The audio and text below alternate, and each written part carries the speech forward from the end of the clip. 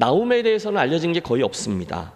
그저 그 이름의 뜻이 여호와께서 위로하셨다라는 것 정도죠. 당시 그 아수르 제국은 오랜 세월 동안 상아시아의 맹주로 자리 잡아 왔습니다.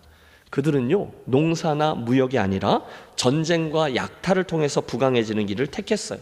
자연히 침략하고 죽이고 빼앗는 일을 반복했죠. 그러니 그 주변에 있던 모든 나라들이 아수르의 말발굽 아래 신음하고 또 짓밟히게 되었습니다.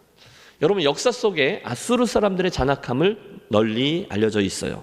그들은요, 피정복지에 있는 사람들을 산채로 때려 죽이고 자기들의 신 아셀에게 인신제물로 드리긴가 하면 토막난 시신들을 짐승의 먹이로 던져 죽이는 무자비한 사람들이었어요.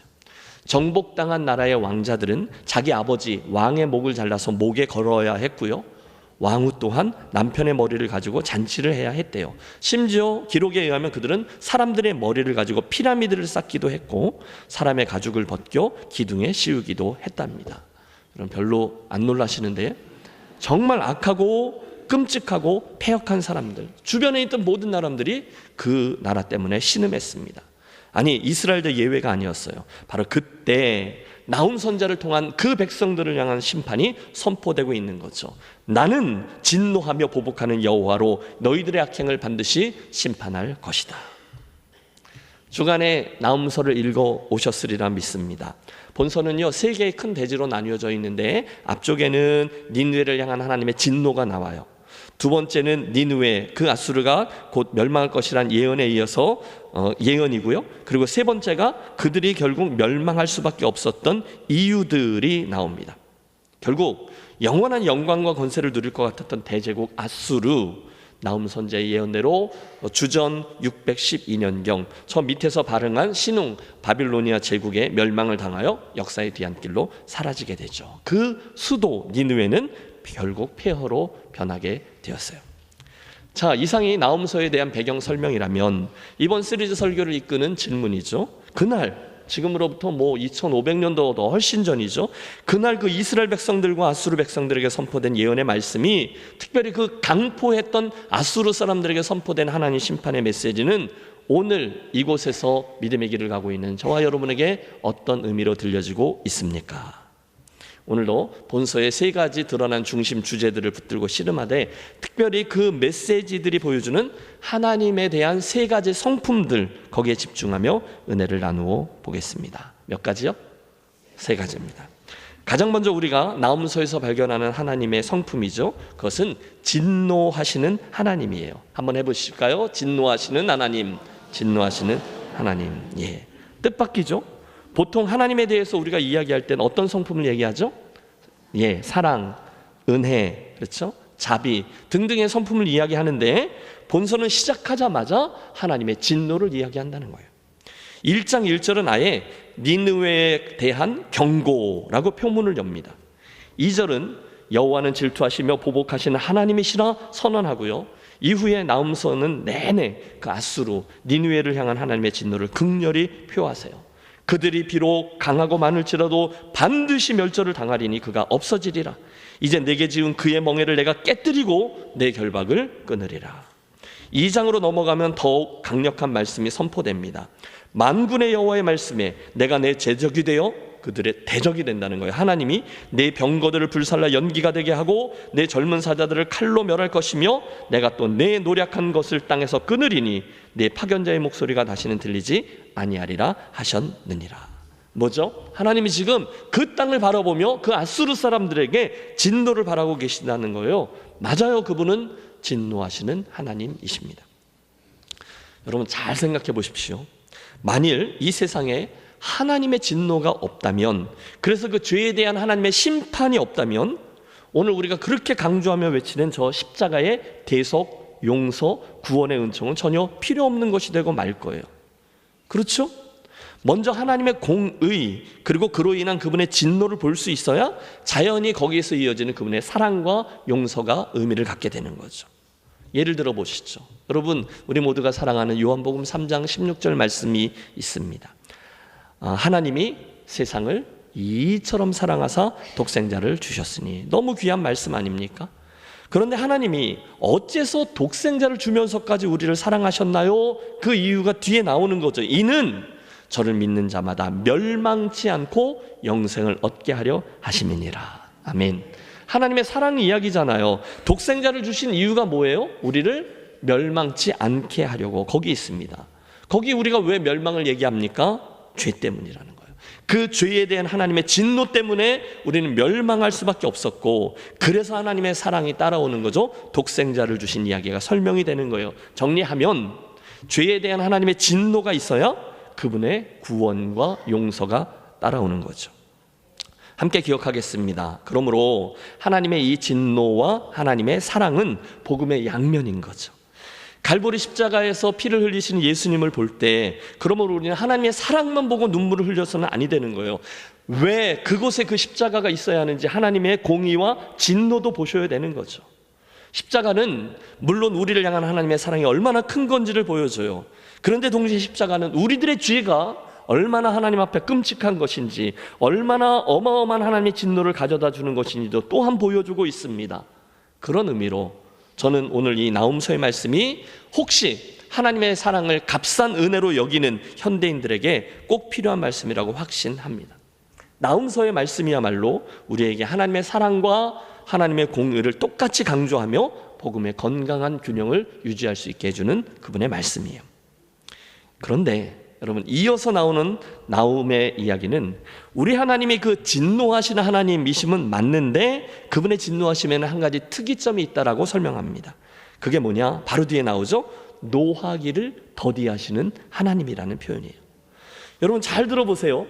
우리 하나님은요, 분명히 진노하시는 하나님, 심판하시는 하나님이세요.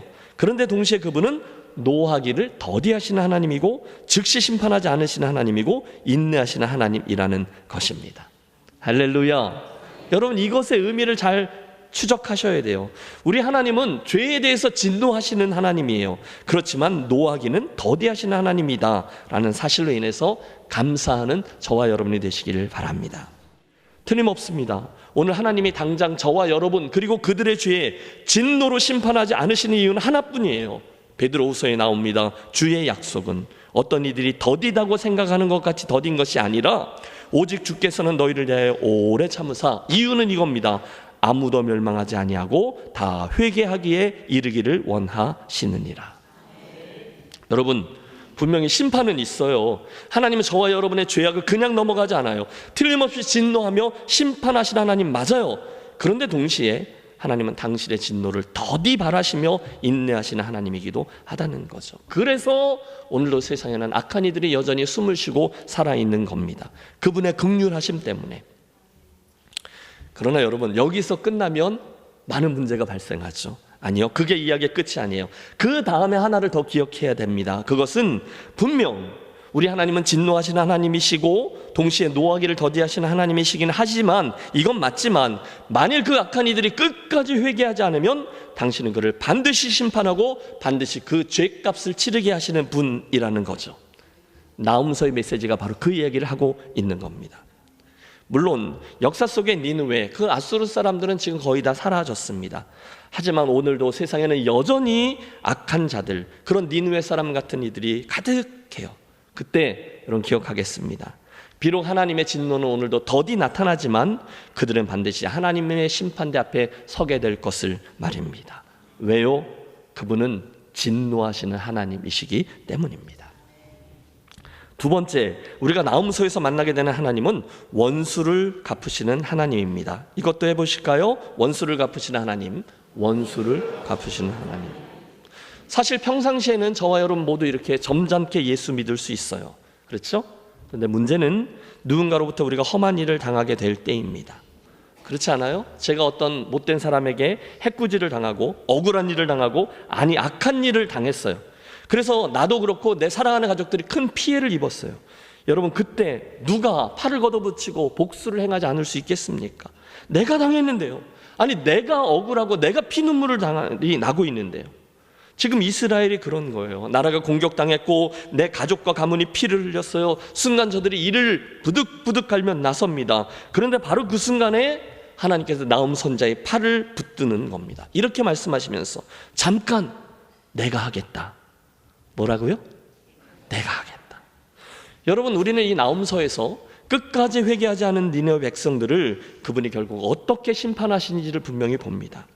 3장 2절부터 나오는 말씀들은 온갖 무서운 의성어와 의태어들을 총동원해서 하나님이 그 원수들을 어떻게 심판하시는지를 잘 보여주고 있어요. 여러분, 저는 성경에서 이런 기록을 거의 처음 봐요. 2절입니다. 휙휙 하는 채찍 소리, 윙윙 하는 병거 바퀴 소리, 뛰는 말, 달리는 병거, 충돌하는 기병, 번쩍이는 칼, 번개 같은 창, 죽임당한 자의 때, 죽음의 큰 무더기, 무수한 시체요. 사람이 그 시체에 걸려 넘어지니 이는 마술에 능숙한 미모의 음녀가 많은 음행을 함이라. 그가 그의 음행으로 여러 나라를 미혹하고 그의 마술로 여러 족속을 미혹하느니라. 한마디로 하나님이 직접 나서서 그 어마어마한 당신의 능력으로 이스라엘의 원수를 갚아주신다, 이런 뜻이죠. 맞아요, 여러분. 아수르는요 정말 답이 없는 민족이었어요.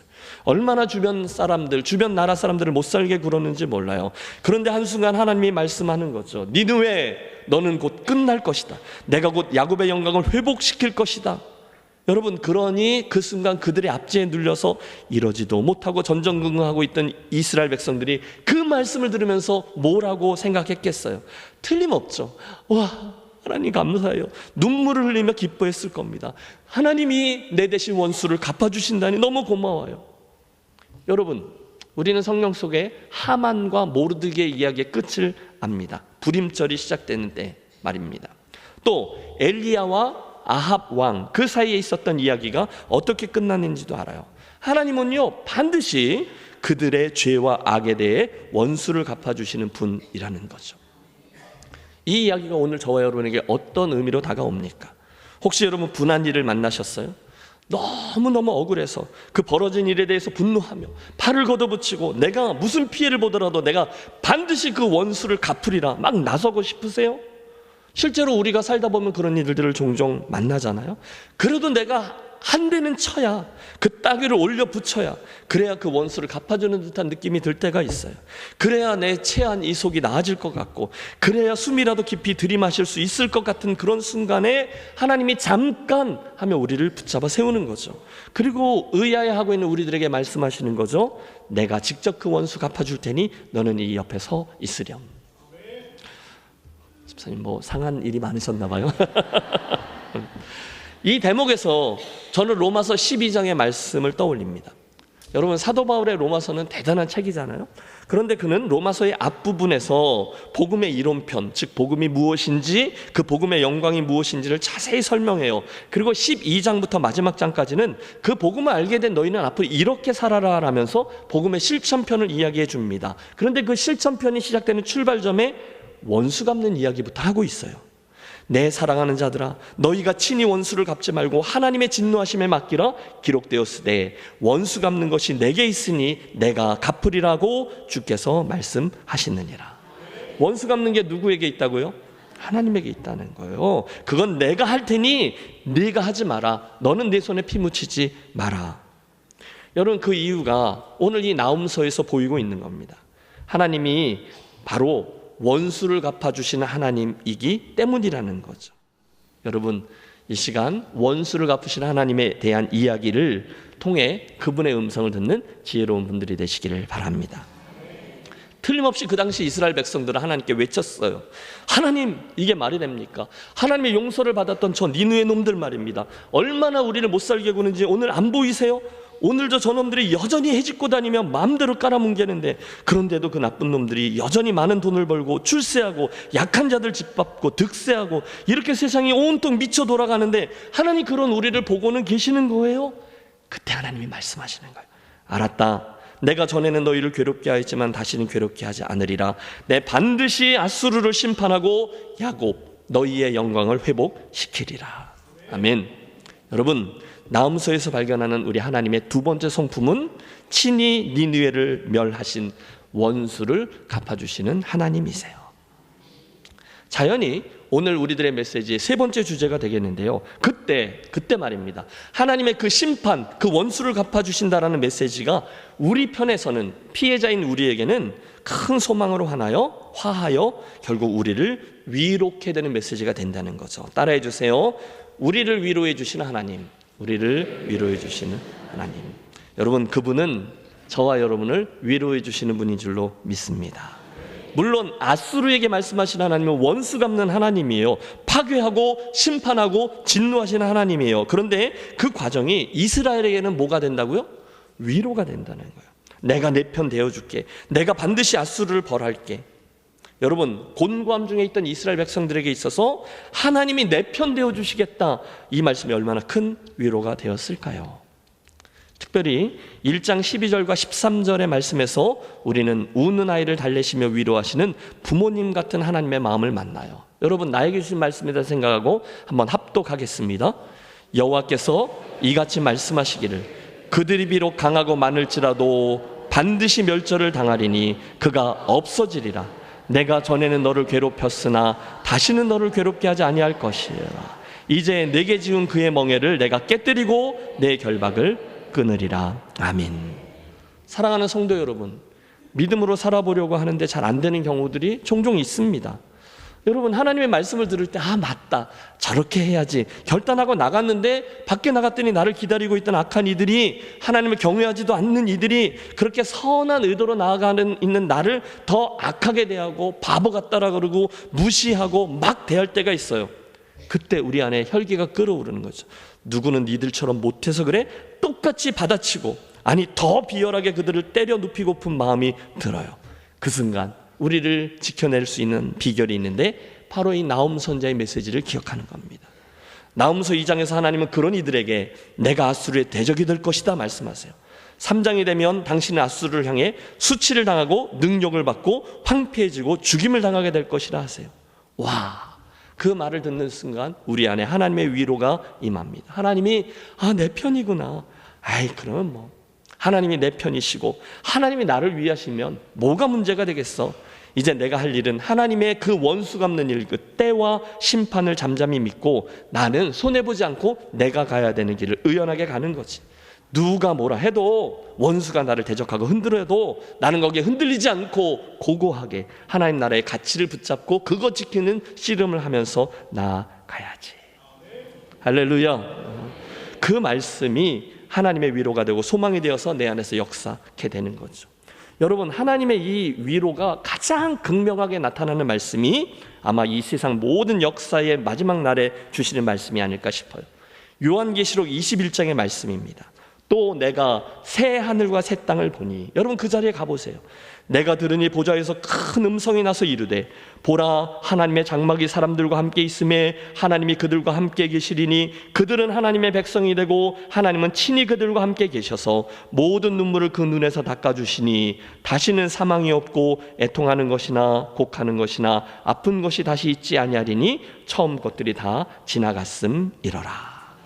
여러분, 그곳에 가면요, 그 마지막 순간에 서게 되면 하나님이 친히 우리의 성전이 되어주시고 그분의 임재와 함께 있게 되면서 여러분, 억울할 일, 원수 갚는 일 다 끝난 거죠. 하나님의 위로가 우리에게 임하게 될 줄로 믿습니다. 정말 힘드실 때 있어요. 정말 억울할 때 있어요. 그때 여러분, 이 나홈서의 말씀을 읽어보세요. 내가 이스라엘 사람이라 생각하고 나를 대적하고 나를 힘들게 하는 저들이 아수르 사람들이라 생각하고 이 말씀을 읽어보세요. 말이 안 되도록 악인들이 득세하고, 그런데 하나님이 침묵하시는 것 같고 할 때 그래도 이 말씀을 보고 하나님을 의뢰하는 거죠. 왜요? 하나님이 나를 위로해 주시는 내 편 되시는 하나님이시니까 말입니다. 나홈서를 읽고 나서 가만히 앉아서 생각해 봅니다. 우리가 깨닫게 되는 불변의 진리가 나와요. 그거 뭐죠? 죄 지은 자들이 한때는 흥황하는 것 같지만 결국 하나님은 그들을 심판한다는 거예요. 또 하나님을 경외하는 이들이 한때는 고난을 당하는 것 같지만 결국에는 하나님의 위로와 승리를 맛보게 된다는 것입니다. 여러분, 믿습니까? 그걸 아멘 하시는 분들은 우리 삶에 미치는 영향이 있어요. 그렇기 때문에 우리는 끝까지 하나님 나라의 가치와 진리를 붙잡고 그렇게 살기 위해서 그 싸움을 하며 걸어갈 수 있게 된다는 거죠. 그걸 믿으면 그렇게 산다는 거예요. 오늘도 세상에는 그날의 아수르 사람들처럼 살아가는 이들로 가득합니다. 여전히 세상에는 악인들이 득세하고요, 그들이 힘을 씁니다. 여러분, 그런 사람들 있잖아요. 자기들의 이익을 따라서 남을 가르고 남을 짓밟고, 그리고 자기들 편에서 늘 편을 갈라요. 여러분, 해치는 이들이 그렇습니다. 그리고 자기의 힘을 과시하고 포악을 행합니다. 줄 세웁니다. 내 편을 꼭 갈아요. 대화, 타협, 협상, 평화, 휴전 그런 거 없어요. 100% 다 자기들 마음대로 행하거든요. 순간 우리는 그런 사람들을 보면서 잠깐이지만 갈등합니다. 세상에서 악인이 막 이기는 듯 하는 것을 우리 너무 자주 보거든요. 그래서 야, 나도 저렇게 살아야 되는 거 아니야? 안 그러면 나만 손해보는 것 같아? 그런 생각을 해봅니다. 남을 짓밟아야 내가 올라가는 것 같거든요. 잠깐 눈을 감고 짐짓 모른 척 해야 나에게 이익이 돌아오게끔 되어 있거든요. 여러분, 그럴 때면 유혹이 있잖아요. 나도 잠깐 신앙을 포기하고 보란듯이 성공하고 다시금 돌아와서 신앙생활하면 안 될까? 별 생각이 다 들어요. 아니, 나도 그놈들이 행하는 것처럼 똑같이 그놈들에게 해줘보고 싶어요. 본때를 보여주고 싶어요. 나도 그놈들에게 큰 소리를 막 쳐보고 싶어요. 그런데 바로 그 순간에 하나님의 나라와 그분의 말씀하시는 진리와 가치를 보게 되는 거죠. 그러면 정신을 차리는 거예요. 아, 그게 진짜가 아니지. 그게 영원히 계속되는 게 아니지. 그 방식과 그 가치가 맞는 게 아니지. 사랑하는 성도 여러분, 함께 기억하겠습니다. 우리의 하나님은 공의의 하나님이신 줄로 믿습니다. 그러므로 여러분, 아무리 그들이 이렇다 저렇다 해도 그렇게 악한 일을 행하는 자들 가까이 가지 마세요. 아무리 그 사람들이 가진 게 많아도, 아무리 그들의 권세가 대단한 것처럼 보이더라도, 그래서 그들이 폼나는 것 같고 나랑 좀 다른 수준의 삶을 사는 것 같아도 시편에 나오죠. 그 악인의 꾀, 그 죄인의 자리, 그 오만한 자의 자리로 가지 않으셔야만 합니다. 왜요? 거기가 아수르이기 때문이에요. 왜요? 거기가 니느웨 사람들의 자리이기 때문이에요.